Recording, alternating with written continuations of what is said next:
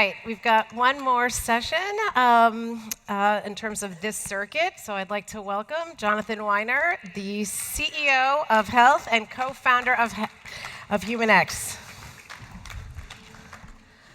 And just so you know, Amanda is just actually so brilliant, so just make sure to connect with her after to talk through superhumans. And it is Weiner, by the way. But I did say Weiner. You did say it. You okay, did say it. I practiced. Yeah.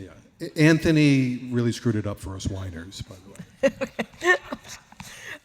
So, you're so interesting in terms of the breadth of everything you're covering in terms of a business person and an investor. And I actually want to kick this off with your investor hat and what you see happening in the AI sphere or the ecosystem right now as an investor. Yeah, so it's been an incredible couple of years. So I'm actually, I have my own venture fund, and I'm an LP in a lot of other funds. And over the past, I'd say 2 months, I've been to several AGMs of venture funds, and the conversations are sort of similar, which is, you know, we've all lived through essentially what I'll call 3 really large technology platform shifts, right? There was the internet, mobile, and cloud, and they had profound impacts across really all businesses. And the one thing is that all of those platform shifts, they actually increased opportunities. They did increase jobs. I will sort of disagree with Amanda on this point. The big difference here is this is going to displace a lot of jobs. There will 100% be new opportunities because of it. I have no doubt about it.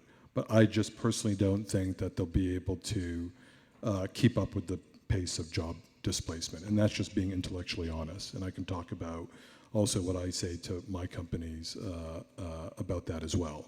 But the big shift here is in all those platform shifts, new startups, right? Whether it's seed companies, A companies, whatever.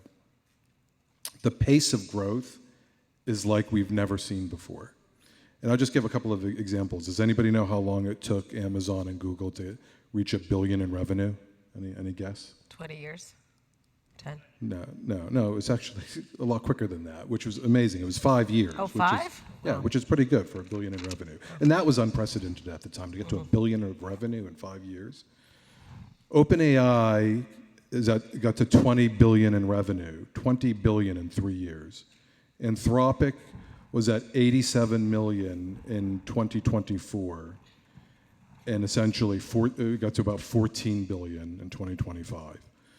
Companies like Cursor, one of the fastest companies to 100 million in revenue ever, got to 100 million in revenue in about 14 months, and went from 100 million to $1 billion in revenue in less than 10 months after that.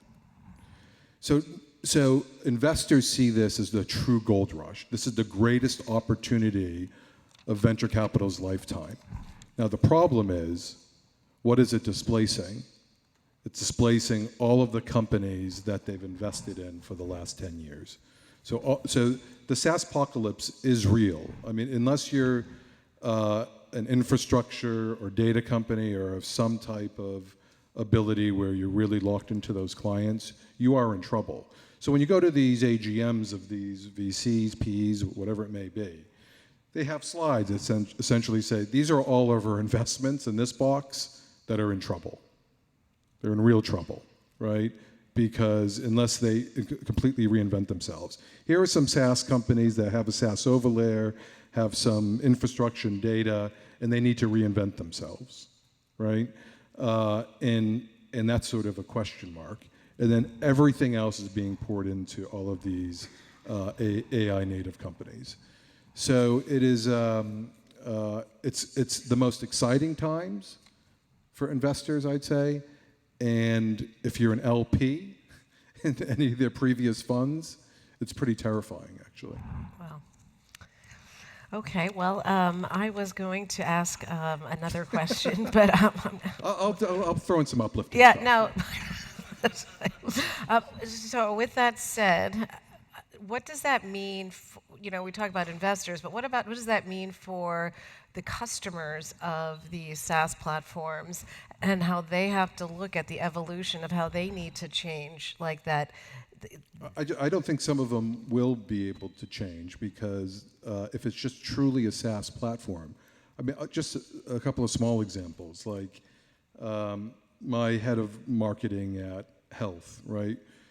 We got a bunch of questions from our sales team about audience and analytics and all of these things that typically you would need a SaaS platform for. You need some developers, you'd have to bring in this data, blah, blah, blah. He went to Cloud Code and essentially built from scratch an application that was able to crunch all of this data, provide all of this insight to the sales team, and he did it in an hour. Yeah, I definitely think the business intelligence category is got Yeah. So I mean that is just small examples. Now, if you're starting from scratch, you're obviously at a big advantage. If you have legacy technology, it is harder. I mean, we've last week I sat with one guy at the company, and we literally created an entire sort of agentic registration system. A lot of times people register, they're just putting in crap data, you don't know what's real, and types of companies, organizations. Now we built a system that, no developers, that essentially will go out, we know exactly who that person is, right? It automatically fills, I can edit it, it fills in all of the categories of who they are. We make really great guesses of the things that they're interested in, and everything's filled out for them already. And stuff like that is just actually really, really easy to build. And what's amazing is, as a leader, you can essentially prototype or create an MVP of any system that you want just by vibe coding. And when you then show your team, this is actually what I want to build, that may not be production ready, right? But what you want to build, people will not only lead by example, right? People will be blown away of yeah, this is my vision and I just created it, and you can literally look at it on a website and I don't even have to write requirements. Here it is. Here's an entire built application. And that's sort of the power of imagination and the ability that everybody in this room will have. So, if you are essentially using AI, and I'm sure people are sick of hearing and talking about AI at this point, but if you're essentially using it as a replacement search engine, you're pretty far behind. I did notice on LinkedIn a post a couple of weeks ago. Your CEO of HumanX announced was it a session recommendation engine, or it was something you guys built with Claude Code? But it was it's for the your huge audience at HumanX. Do I recall that correctly? Yeah. He built that himself. But yeah, it's again, understanding people's profiles and sort of what's that holy grail, the ability to take a lot of the work off an attendee coming to a show to say, we have so much going on. There's just so much going on here. For you to have to spend all of that time combing through the things that are of interest to you, to be able to serve up a personalized agenda to somebody based upon information that you know about that person. And the more detailed information you have, you should know what webinars they watch and what articles they read. And I mean, there's a lot of data that you can get on people, and to be able to serve up those types of personalized agendas. It's amazing. And then actually why I invited you on this panel, this particular circuit, was you use OneMind. Yes. And I think we were the first event, HumanX and Health, to use OneMind. And again, if we're all being sort of intellectually honest, when I talk about, I'll get into OneMind, but one of the other things that we all have to compare ourselves against, I'll give the example. It used to be crazy a decade ago for a company to have $1 million of revenue per employee. That was a crazy stat, right? And if you look at somebody like Adobe, who's like, I think around $500,000 per employee, they have upstarts coming up after them, like a Midjourney. Some people may know about a Midjourney, which is sort of the AI video sort of editor. They're at $5 million per employee. So, you know, when Block laid off 40% of their staff a couple of weeks ago, the stock went up 25%. And part of this is that every public company is going to essentially be compared against how much revenue they're making per employee. NVIDIA is at like, I think they're in the $4 or $5 million range. So if you're Google and you're sitting there at $1.5 million, $2 million of revenue per employee, right? That's the cohort that you're going to be compared against. And so, I mean, this is just reality. Like, I actually don't love it. I mean, this is it used to be, you know, 50 years ago, 75, our biggest companies in the world or in this country would employ hundreds of thousands, if not millions of people. Mm-hmm. Now they will be destroyed in the market if that's the case.